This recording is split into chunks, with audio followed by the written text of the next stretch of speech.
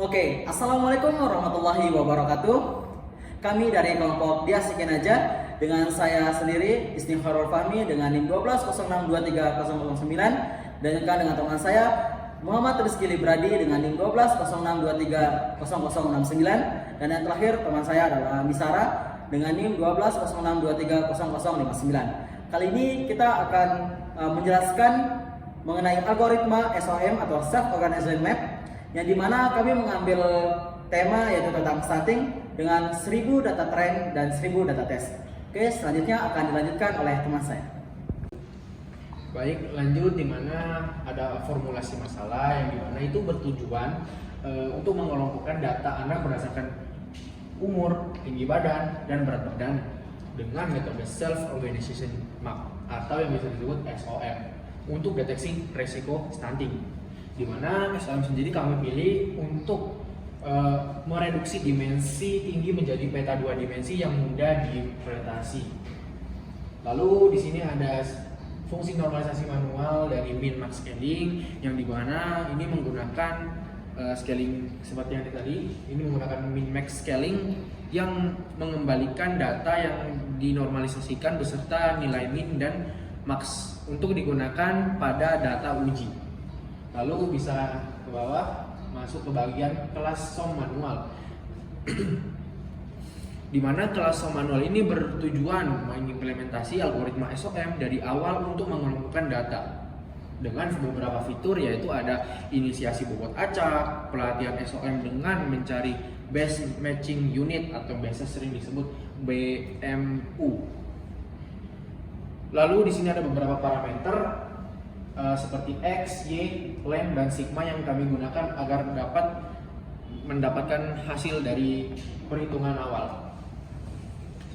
Oke, lanjut di sini ada eksplorasi dan persiapan data, di mana tadi sebelumnya di atas kita sudah menyiapkan data train dan data testnya, lalu kita jalankan menggunakan library pandas, di mana selanjutnya kami akan menyamakan nama kolom dengan berdasarkan umur, tinggi badan, dan berat badan. Lalu di sini kami ingin tahu, kami ingin menampilkan standar deviasinya, min, max, dan lain-lain menggunakan trend.describe, di mana kami akan mendescribe data trend tersebut. Mungkin bisa di scroll untuk dari Hasan.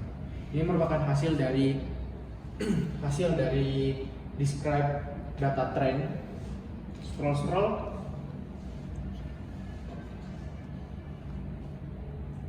Nah, di sini sebelumnya kami itu sudah melakukan pengecekan data dengan menggunakan trend.isnull, di mana itu kami meminimalisir terjadinya ada missing value. Lalu setelah itu kami menormalisasikan datanya dengan ini tadi menggunakan extreme scale min max. Ini merupakan codingan untuk menormalisasikan sebuah datasetnya. Scroll. Lalu di sini ada konversi numpy array yang dimana itu akan data latih uji yang sudah dinormalisasikan diubah menjadi array numpy untuk diproses oleh SOM. Mungkin itu dia berada di sini. Ini merupakan contoh codingan numpy array. Lalu justifikasi min max scaling ini cocok untuk data dengan batas atas dan bawah yang jelas, seperti misal umur anak 0 sampai 24 bulan. Lalu ada mempertahankan distribusi asli tanpa mengubah bentuknya. Scroll. Lalu terakhir tadi saya sudah jelaskan ada formulasi masalah, eksplorasi data. Itu bisa ditarik sebuah ringkasan di mana formulasi masalah ini yaitu SOM dipilih untuk mengelompokkan data anak guna mendeteksi stunting secara visual. Lalu itu dapat mengimplementasikan SOM manual dengan fungsi normalisasi min dan max. Dan yang kedua tadi ada eksplorisasi data, di mana statistik, deskriptif, dan pencegahan missing value. Lalu kita sudah mencoba menormalisasikan data untuk memastikan semua fitur. Baik, lanjut saya Misara, saya akan melanjutkan pada pemodelan ketiga yaitu mentraining SOM Di sini pada codingannya kami melakukan pelatihan self-organizing map atau yang biasa disebut dengan SOM dengan grade 6x6, inputnya 3, sigmanya 1, dengan learningnya ada 0,5. Di sini SOM kami simpan di dalam history dengan menggunakan data trend sebelumnya. Selanjutnya divisualisasikan dengan history, boleh di scroll ke bawah. Ketika di output, di sini kami mendapatkan iterasi ke 100 dengan jarak MU ke sampel itu 0,08, di mana dari iterasi ke 100 sampai ke 1000 itu rata-rata dari jarak MU ke sampel itu lebih menurun. Di sini bisa kita lihat dari visualisasinya di atas ini lebih tinggi daripada ke bawah. Jadi BMU-nya itu lebih BMU pada data ke 100 dan ke 1000 itu rendah, berarti boleh terus ke atas. SOM yang kita lakukan berarti berhasil.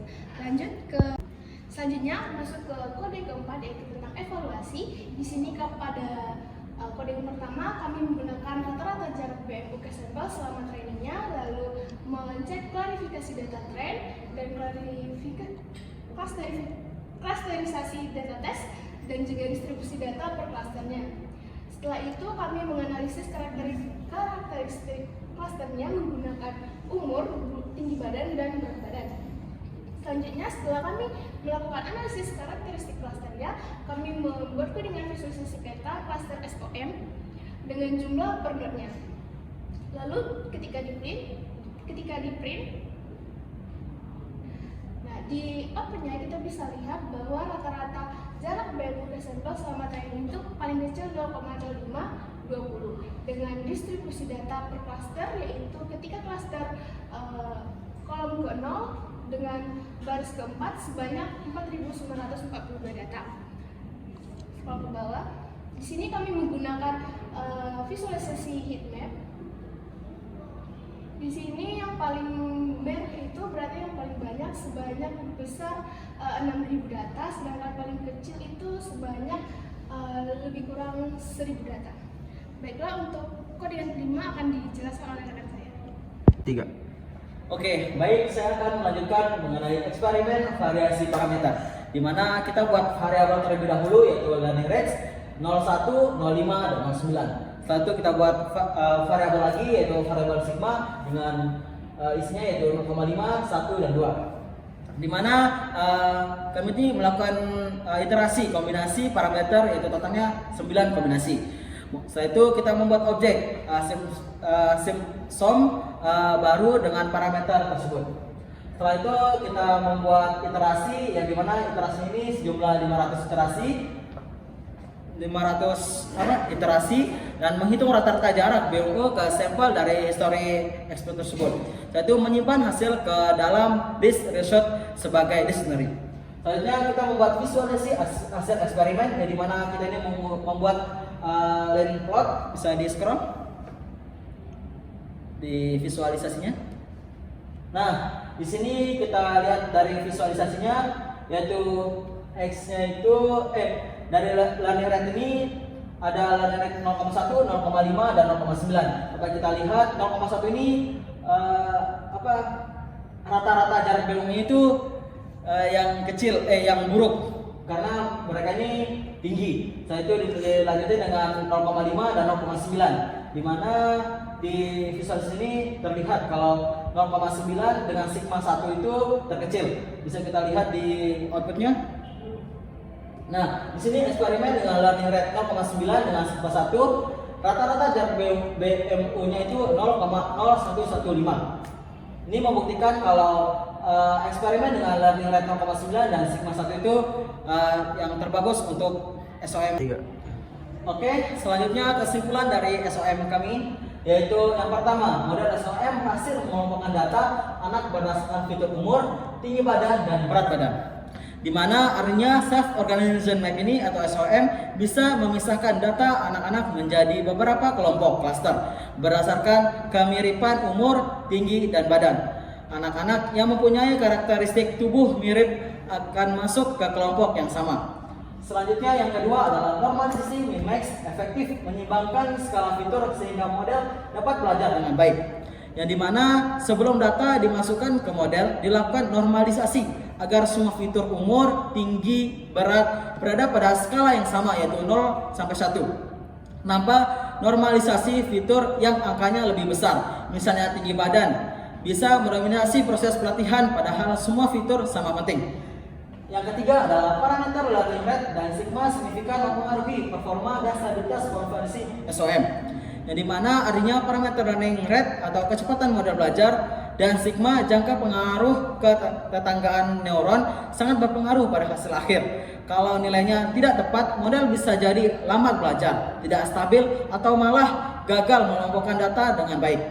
Yang keempat adalah eksperimen menunjukkan learning rate 0,9 dan sigma. Demikian presentasi SOM kelas SOM dengan tema starting dari kelompok kami.